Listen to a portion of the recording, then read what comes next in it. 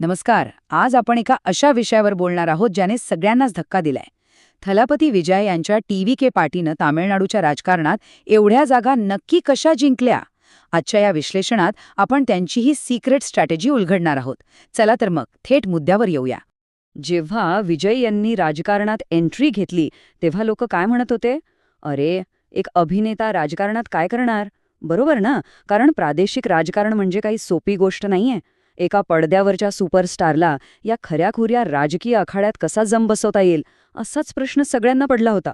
पण आता निकालाने सगळंच बदलून टाकलंय आणि इथूनच एक मोठा प्रश्न उभा राहतो. हे जे एवढं मोठं यश मिळालंय ती फक्त त्यांची लोकप्रियता होती की यामागे एखादी अत्यंत हुशार अचूक राजकीय रणनीती होती? याचं उत्तर आहे रणनीती, नेटवर्क आणि परफेक्ट टायमिंग. ते कसं, तेच आपण पुढे पाहणार आहोत.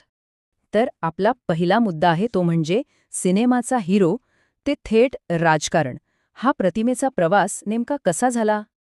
बघा, विजय यांचे सिनेमांमधली इमेज काय आहे? गरिबांचा नायक आणि भ्रष्टाचाराविरुद्ध लढणारा हिरो. याला आपण सिनेमा इफेक्ट म्हणू शकतो. आणि हीच पडद्यावरची इमेज त्यांनी अतिशय स्मार्टपणे वास्तवातील राजकारणात ट्रान्सफर केली. लोकांसाठी ते आता फक्त एक एंटरटेनर राहिले नाहीत, तर सिस्टीममध्ये खराखुरा बदल घडवून आणणारे चेंज मेकर बनले. आणि यातला सर्वात मोठा आणि धाडसी निर्णय कोणता माहितीये? त्यांचा नो अलायन्स स्टँड. त्यांनी कुणाशीही, कोणत्याही मोठ्या पक्षाशी हात मिळवणी केली नाही. स्वतःचा एक वेगळा, स्वतंत्र ब्रँड उभा केला. यातून लोकांमध्ये एक अत्यंत स्पष्ट मेसेज गेला: आम्ही या जुन्या सिस्टीमचा भाग नाही, तर आम्हीच तो बदल आहोत. आता आपण वळूया दुसऱ्या महत्वाच्या भागाकडे, जिथे फॅन क्लबला चक्क एका राजकीय मशीनमध्ये कसं बदललं गेलं ते आपण पाहू. विजय यांनी त्यांच्या चाहत्यांना फक्त टाळ्या वाजवणारे फॅन्स म्हणून नाही ठेवलं. त्यांनी या भल्या मोठ्या फॅन बेसला पद्धतशीरपणे सामाजिक कामात उतरवलं. म्हणजे बघा, रक्तदान शिबिरे असतील, मदत कार्य असेल, यातून एक जबरदस्त गोष्ट घडली. हा साधा फॅन बेस थेट ग्राउंड लेव्हल कॅडरमध्ये, म्हणजे अगदी तळागाळातील मजबूत कार्यकर्त्यांमध्ये बदलला गेला. सहसा राजकारणात काय होतं? मोठे पक्ष भव्य रॅली काढतात, मोठी भाषणं ठोकतात. पण टी.व्ही.के.ची रणनीती एकदम वेगळी होती. त्यांनी शांत पण खोल असं ग्राउंड नेटवर्क तयार करण्यावर भर दिला. नुसती गर्दी जमवण्यापेक्षा प्रत्येक गावात, प्रत्येक वॉर्डमध्ये त्यांनी स्वतःची उपस्थिती निर्माण केली. आणि तुम्हाला तर माहितीच आहे, राजकारणात मतदारांपर्यंत थेट पोहोचणं हेच सर्वात जास्त महत्त्वाचं असतं.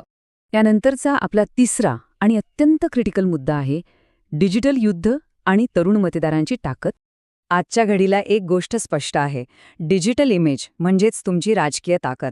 टी.व्ही.के.ने सोशल मीडिया, भारी व्हिडिओ क्लिप्स आणि सिनेमॅटिक प्रचाराचा इतका जबरदस्त वापर केला की तरुण मतदार आपोआप त्यांच्याकडे जोडले गेले. हे फक्त एक कॅम्पेन नव्हतं, तर तरुणांना भावनिकरित्या जोडणारी एक भक्कम डिजिटल ताकद होती. आता आपण चौथ्या मुद्द्यावर येऊया, जो आहे त्यांची एकदम अचूक अशी थर्ड फ्रंट रणनीती. तामिळनाडूच्या राजकारणात अनेक वर्षांपासून डी.एम.के. आणि ए.आय.ए.डी.एम.के. या दोनच मोठ्या पक्षांचं वर्चस्व आहे, हे आपण जाणतोच. पण टी.व्ही.के.ने काय केलं?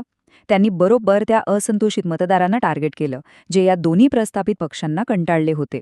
यालाच राजकीय भाषेत व्होट स्प्लिट आणि अँटी इन्कम्बन्सी कॅप्चर म्हणतात. लोकांच्या नाराजीचा असा अचूक राजकीय फायदा उचलणं ही खरंच एक मास्टर चाल होती. आणि आता आपला शेवटचा भाग. हे फक्त स्टार पॉवरचे यश नाहीये, तर ही एक भक्कम राजकीय रणनीती आहे. तर हे सगळं पाहिल्यानंतर एक गोष्ट क्लिअर होते: विजय यांचा हा विजय कोणता अपघात नाहीये किंवा फक्त त्यांच्या लोकप्रियतेचाही भाग नाहीये. या विजयाचे मुख्य पिलर्स आहेत त्यांचं मजबूत ग्राउंड नेटवर्क, आक्रमक डिजिटल युद्ध, तरुण मतदारांचा अचूक वापर आणि सर्वात महत्त्वाचं म्हणजे योग्य वेळेची राजकीय अचूकता. राजकारणात फक्त लोकप्रियता चालत नाही हो, तिथे लागते ती एक अत्यंत संघटित रणनीती. जाता जाता एक अत्यंत महत्त्वाचा प्रश्न जो आपण सर्वांनीच स्वतःला विचारला पाहिजे: ही अत्यंत बारकाईने आखलेली टी.व्ही.के.ची रणनीती भारताच्या प्रादेशिक राजकारणाचं स्वरूप कायमचं बदलेल का? हा जो ब्लूप्रिंट आता समोर आलाय तो भविष्यातल्या इतर राजकीय लढायांसाठी एक नवा आदर्श ठरू शकेल? यावर नक्की